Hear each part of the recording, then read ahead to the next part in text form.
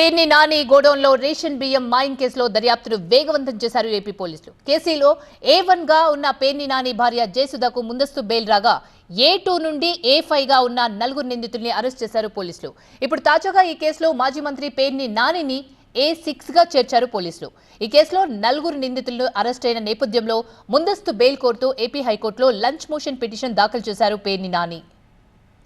గత వైసీపీ ప్రభుత్వ హయాంలో తన భార్య జయసుధ పేరిట గోడౌన్ నిర్మించారు అప్పటి మంత్రి పేర్ని నాని.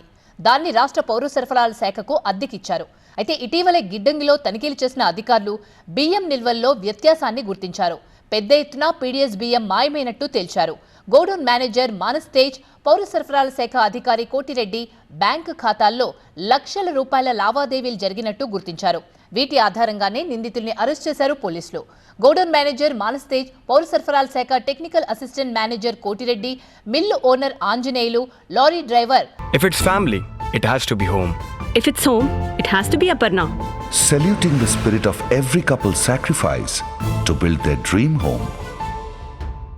మంగారావును రిమాండ్కు తరలించారు పోలీసులు.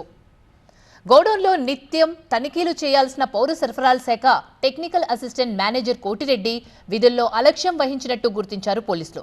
దీంతో ఈ వ్యవహారంలో అతడి ప్రమేయం కూడా ఉన్నట్టు అనుమానిస్తున్నారు.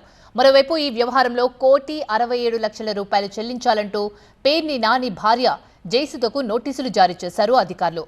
డబ్బులు చెల్లించేందుకు 3 రోజులు గడువు ఇచ్చారు. ఈ కేసులో టోల్ గేట్ రికార్డ్స్ ఆధారంగా విచారణ కొనసాగిస్తున్నారు. అయితే గోడౌన్లో మిస్ అయిన రేషన్ బియ్యం కాకినాడ పోర్టుకు వెళ్లినట్టు ప్రాథమికంగా నిర్ధారించారు పోలీసులు.